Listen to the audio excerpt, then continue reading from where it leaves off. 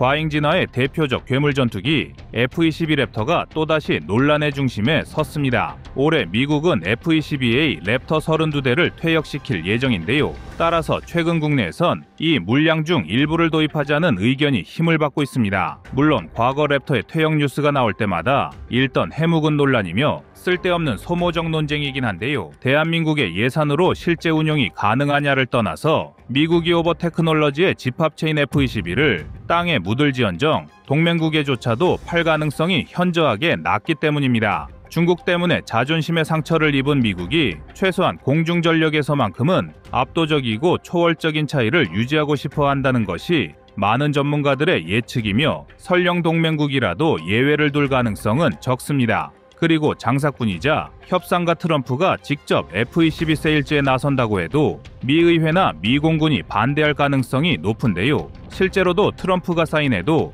미 의회가 허가를 안 내주면 F-22의 부품 반출조차 불가능한 상황입니다. 물론 상황은 지난 몇 년간 많이 달라졌습니다. 미국의 부채는 민간 분야를 포함 무려 9경 원이 넘는 상황, 아무리 기축통화국 미국이라 할지라도 감당할 범위를 넘어섰다는 것이 경제 전문가들의 경고입니다. 이런 상황에서 미국이 과연 언제까지 F-22의 유지비를 감당할 수 있을지에 관한 회의론이 일고 있습니다. 현재 미 공군에 한해 예산은 약 250조 원 수준인데요. 이중 신무기 도입 비용은 고작 15% 수준인 40조 원 정도이며 60-70%가량이 유지비로 사용되고 있습니다.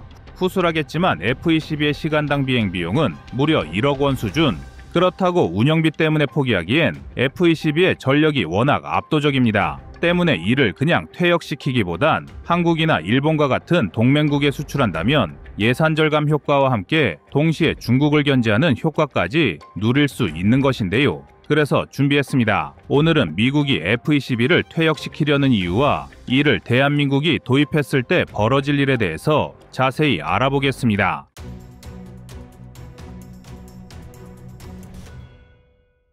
작년 안에 미 공군이 퇴역시킨 항공기는 무려 310대에 달합니다. 사실상 대한민국 공군 수준의 항공전력을 새로 편성할 규모인데요. 마리 퇴역 항공기지 대부분 꾸준한 개량과 수명 연장 개조를 받은 덕에 다른 나라의 주력 전투기와 대등하거나 그 이상의 성능을 지녔습니다. 그럼에도 미국은 새로 도입할 전투기의 자리를 만들어주면서 퇴역 전투기의 기체 노후화를 이유로 과감한 퇴역 조치를 내리고 있는데요. 올해 퇴역시킬 규모도 만만치 않아 약 130대의 전투기가 은퇴를 기다리고 있습니다. 그리고 그 목록을 보면 정말 혀를 내두를 정도인데요. 가장 눈에 띄는 존재는 단연 현존 최강 전투기로 불리는 F-22A 랩터 32대입니다. 1990년대 중반부터 생산된 랩터의 기령은 이제 고작 30년, 여기에 이른바 글로벌 스트라이크 패키지 업그레이드 덕분에 공중전은 물론 제2담을 이용한 지상 정밀 타격도 가능할 만큼 성능이 우수합니다. 물론 퇴역 목록엔 블록 30부터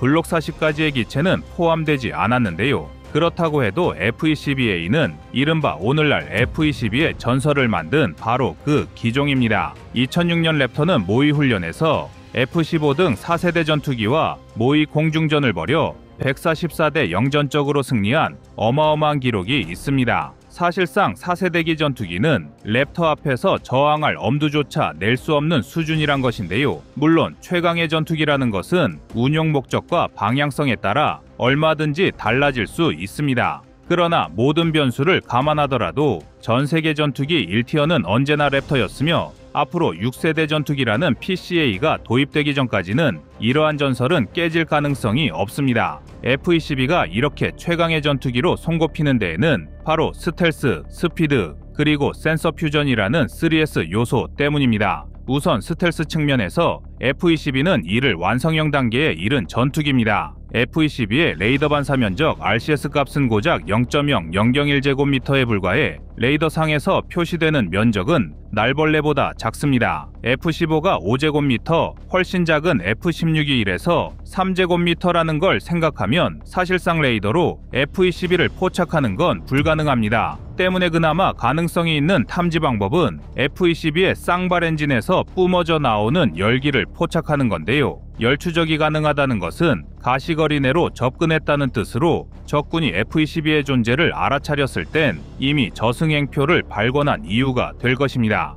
여기에 F-22에 탑재된 AN/APG-77 A사 레이더는 5제곱미터 크기의 물체도 약 300km 밖에서 탐지할 수 있는데요. 특히 약 1,500개로 모듈로 이루어진 AN/APG-77 레이더는 모듈마다 각기 다른 파장의 레이더 주파수를 발사하기 때문에 적 전투기의 레이더 경보 수신기 RWR이 F-22에 조준되었다는 것을 감지하지 못합니다. 더구나 F-119, PW-100 쌍발 엔진을 탑재한 F-22는 최대 이륙 중량을 채운 상태에서도 추중비가 1.08을 넘는데요. 이는 로켓과 마찬가지로 양력을 받지 않아도 엔진의 힘만으로 기체를 상승시킬 수 있다는 의미입니다. 여기서 끝이 아닙니다. 1990년대 데뷔한 F-22는 이후 수많은 개량을 거친 끝에 기체의 초고 기동에 대응하기 위해 하늘의 슈퍼컴퓨터라고 불릴 만큼 고도로 발전된 전자제어 장치를 탑재했습니다. 실제로 F-22는 VHSIC 초고속 통합 서킷과 CIP 일반 통합 프로세서에 광섬유 데이터 케이블을 적용했고, 이를 바탕으로 초당 105억 개 이상의 명령을 처리할 수 있습니다.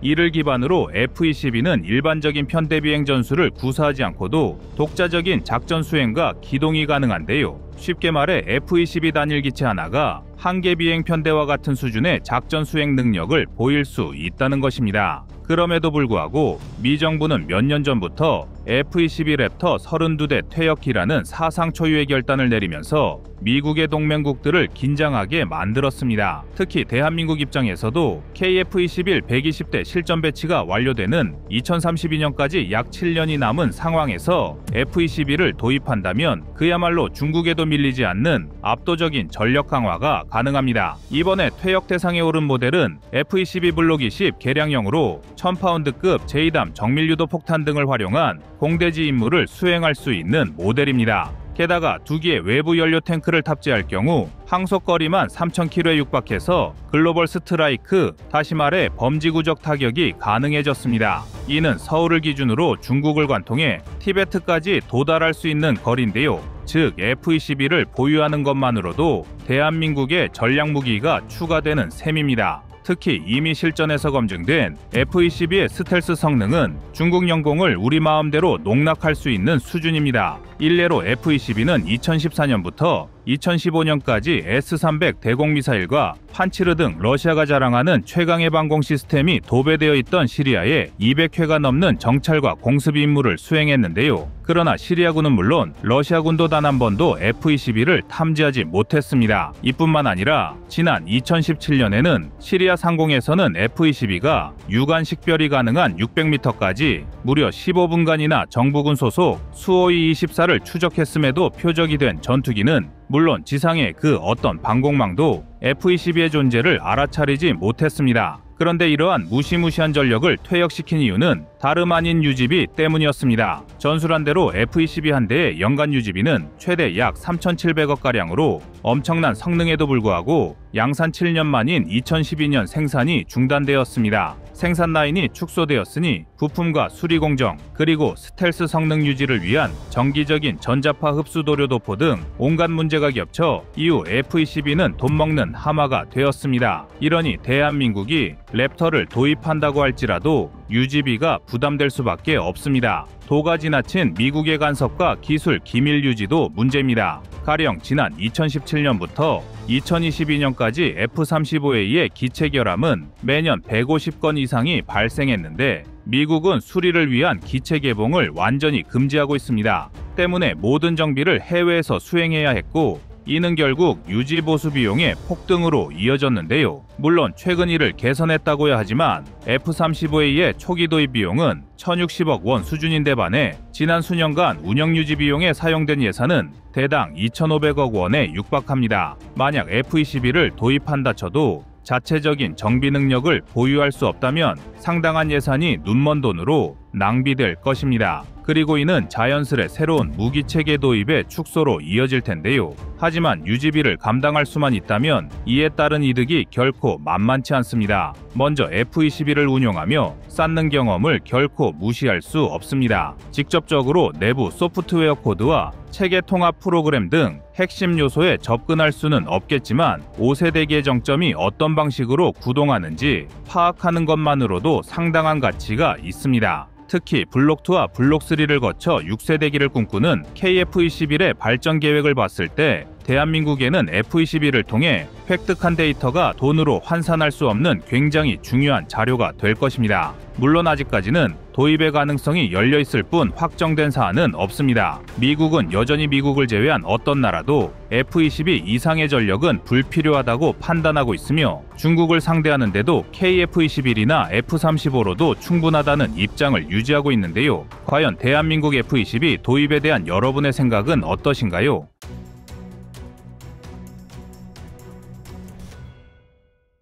다음은 25년 2월 25일 훈련기 운행 중단 영상입니다. 조사 결과 추락의 원인은 엔진 결함이었습니다. 사고의 원인에 대해선 이미 모두가 예상하던 바였지만 해결 방안은 정부와 공군 그리고 군사 분야 전문가들까지 각자 다른 방법을 제시하는 상황인데요. 사실 누가 봐도 뾰족한 수는 없습니다. 앞서 말한 대로 현재 대만은 미국의 제3국에서 무기를 도입하는 것이 사실상 불가능합니다. 때문에 미국산 무기가 허술한 경우 마땅히 다른 대체제가 없는 상황인데요. 그 대표적인 사례가 바로 훈련기와 자주포, 탄환 등입니다. 이 때문에 대만 정부는 몇 년 전부터 중국의 반발이 덜한 한국이 사용하지 않는 공여무기까지 도입하는 것을 타진해왔는데요. 대표적인 퇴역 무기로 토마호크 미사일과 구형 자주포입니다. 현재 대한민국은 토마호크 미사일에 대한 순차적인 퇴역을 진행하고 있고 2028년까지 전량 퇴역을 목표로 퇴역 중입니다. 심지어 우리나라에서 퇴역을 준비 중인 토마호크가 대만이 보유한 토마호크보다 최신 개량형이라 대만이 군침을 흘리고 있습니다. 그러나 이마저도 중국이 곱게 보질 않는 데다가 대한민국의 공여무기를 받기 위해 말레이시아나 콜롬비아, 베트남 등 많은 나라가 경쟁하고 있는 실정입니다. 상황이 이렇다 보니 우리로선 굳이 외교 마찰까지 감내하면서 대만으로 퇴역 무기를 수출할 이유가 없는 것입니다. 공여무기도 이럴진데 훈련기나 경공격기로서 세계 최고 수준이라는 FA-50 계열의 수출이 쉬울 리 없습니다. 그러나 발등에 불이 떨어진 대만 공군은 반복되는 훈련기 사고로 인해 심각한 전력 공백을 맞이하게 되었으며 고등훈련기가 임무를 수행하지 못할 경우 조종사 수급에 차질이 생기고 중국의 공습에 대응하기 어려워지고 있습니다. 더구나 우크라이나 전쟁과 중국의 무력 확장, 중동 갈등 등으로 무기 품귀 현상이 일상화된 요즘 대만은 새로운 훈련기 도입을 포기하고 경국호 재생산이라는 극단의 조치까지 고려하는 것입니다. 그러나 이를 두고 대만군의 시스템 문제를 거론하는 전문가도 많은데요. 작년 말 바다에 프랑스산 미라주 전투기가 추락한 이후 대만 공군이 함대 전체의 운항을 중단시킨 사건과 매우 유사하기 때문입니다. 그러나 당시 대만 정부의 대처가 이해되는 것이 미라주 추락 사고는 대만 공군이 1997년에 60대를 인수한 이래 무려 9번째 피해 사고였다는 점입니다. 대만이 미라주를 운영한 30년 동안 전투기 7대가 추락했고 조종사 5명이 사망하고 8명이 부상을 입는 등 크고 작은 사고가 끊이지 않았는데요. 이렇게 빈번한 전투기 사고로 대만 국민들에게 큰 불안감을 조성하고 있으며 군사력 유지에 심각한 의문을 던지고 있습니다. 이번에 추락한 훈련기야 대만이 자체 제작한 것이고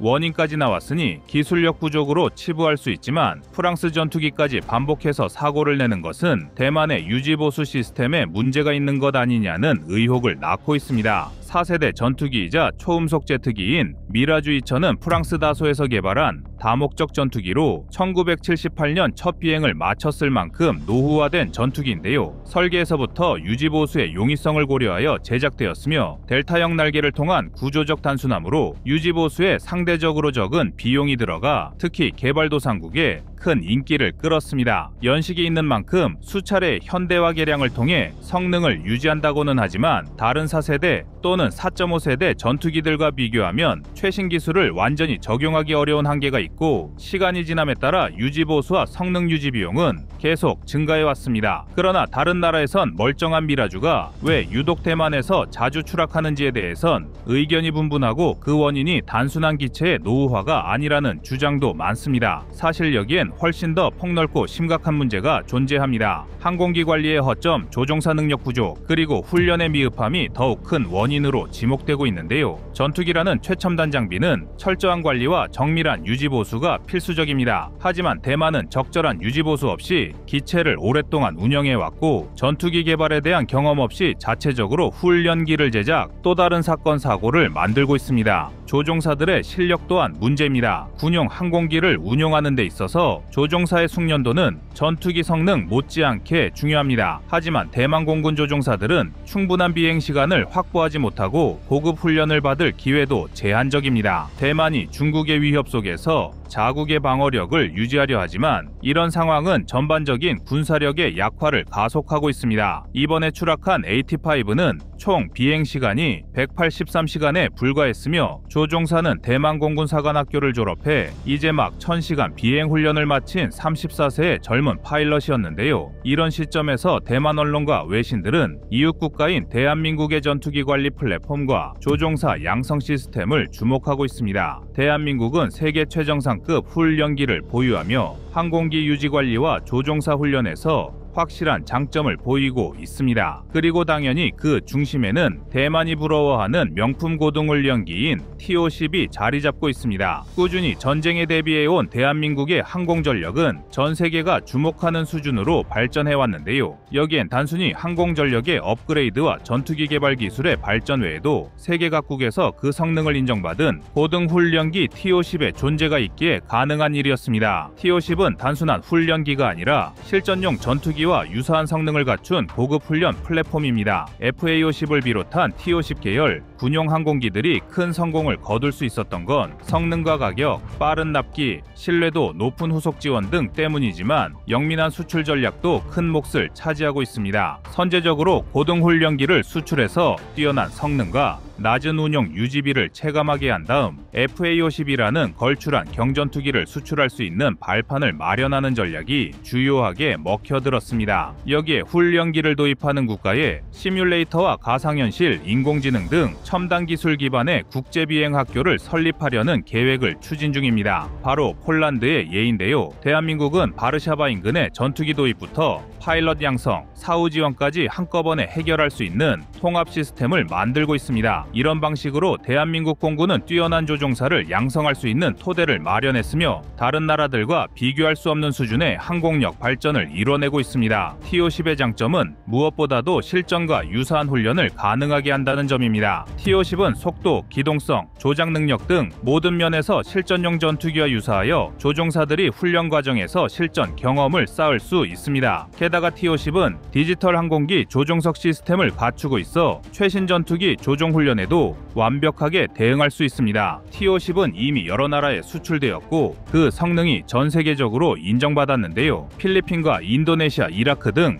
여러 국가에서 T-50을 도입하면서 그 성능을 높이 평가했습니다. 이제 T-50과 FA-50 등 T-50 계열 항공기는 이제 왕좌의 자리에서 도전자들의 견제를 받는 위치까지 올라왔는데요. 여기에 대한민국은 항공기 유지 관리에서도 높은 평가를 받고 있으며 정밀한 정비 시스템과 체계적인 관리로 인해 항공기 사고율을 최소화하고 있습니다. 만약 대만이 한국에서 이런 시스템을 도입했다면 최소한 엔진 고장 등의 이슈로 인한 사고는 줄일 수 있다는 비판이 제기되는 이유입니다. 대한민국은 항공기 수명 주기를 정확히 파악하여 정비 시기와 필요사항을 체계적으로 관리하고 있으며 이에 따라 전투기뿐만 아니라 훈련기까지도 오랜 기간 높은 성능을 유지할 수 있습니다. 결국 이번 대만 훈련기 사고는 전투기의 유지 보수를 포함한 일련의 과정이 전력 유지에 얼마나 큰 비중을 차지하는지 여실히 보여주는 증거라 할 수 있습니다. 대만의 경우 예산 부족과 인력 부족을 핑계로 이런 과제를 차일피일 미뤄온 것인데요. 사실 전투기 도입은 과정이야 까다롭겠지만 결국 돈으로 해결할 수 있는 문제이고 중요한 것은 조종사의 양성이나 유지관리 시스템이 중요하다는 것인데요. 이는 결코 하루아침에 이뤄낼 수 없으며 이를 대만처럼 안이하게 대처했을 때는 결국 전투기와 조종사의 안전을 위협하는 큰 요인이 될 것입니다. 자주국방의 필요성을 더욱 느끼게 해준 이번 사건으로 대만이 한국에서 배워야 할 것